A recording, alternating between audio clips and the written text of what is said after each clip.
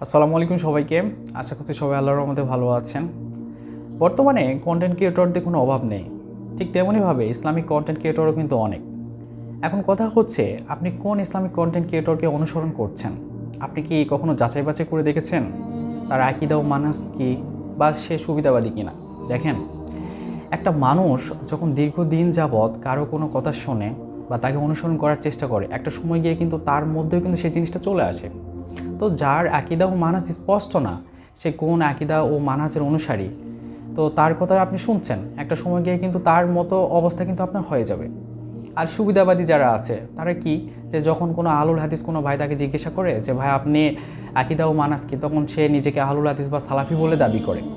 আবার যখন দেখা যায় যে কোনো মাঝহাব অনুসারী ভাইরা তাকে জিজ্ঞাসা করে, তখন সে মাঝহাব কোনো একটা মাঝহাবকে প্রেফার করে বা তাকে বলে দেয়, মানে যে জিজ্ঞাসা করছে বা যে যেটা অনুসরণ করে তার মন রাখার জন্য সেটা বলে দেয়।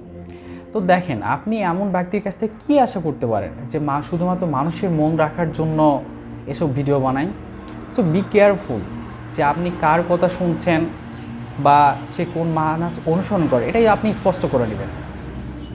আর আরেকটা কথা, সেটা হচ্ছে যে আমরা অনেক সালাফি অনুসারী ভাইরা আছি, আমরা মনে করি যে যারা হানাফি মাযহাব অনুসরণ করেন তাদের কথা শোনা যাবে না। আসলে এটা ভুল। কারণ দেখেন, ডক্টর খন্দকার আবদুল্লাহ জাহাঙ্গীর রাহিমাহুল্লাহ কিন্তু উনি হানাফি মাযহাব অনুসরণ করতেন এবং ওনার অনেক বইয়ে সেই হানাফি মাযহাবকে তিনি কিন্তু প্রেফার করেছেন। কিন্তু কেন আমরা তার বই পড়ি বা তার অনেক কথাগুলো আমরা শুনি?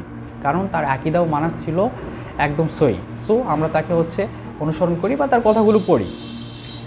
এখন দেখা যাচ্ছে কিছু কিছু কথার ক্ষেত্রে একজন এক এক বিষয়ে জ্ঞান রাখে বা সে নলেজগুলো আমাদেরকে জানতে হয়। সো জানার ক্ষেত্রে আপনি সতর্কতার সাথে আপনি অন্য মাযহাব অনুসারী আলেমদের কথা শুনতে পারবেন। সো ততটুকু শুনবেন যতটুকু আপনার নলেজে আপনি ধরে রাখতে পারবেন, কিন্তু এর বাইরে আপনি শুনতে যাবেন না, কারণ গেলে আপনি কিন্তু বিভ্রান্ত পর্যায়ে চলে যাবেন। সো এই বিষয়ে বি কেয়ারফুল থাকবেন। আর এখন অনেক কন্টেন্ট ক্রিয়েটর বের হয়েছে ইসলামিক। আবারও পরিশেষে আমি বলে যাচ্ছি, সেটা হচ্ছে যে আপনি যার কথা শুনছেন তার আকীদা ও মানহাজ সম্পর্কে আগে আপনি জেনে নিন, তাছাড়া কিন্তু আপনি একটা সময়কে বিভ্রান্তের পর্যায়ে চলে যাবেন। সো সবাইকে জাযাকাল্লাহু খাইরান। আসসালামু আলাইকুম ওয়া রাহমাতুল্লাহি ওয়া বারাকাতুহু।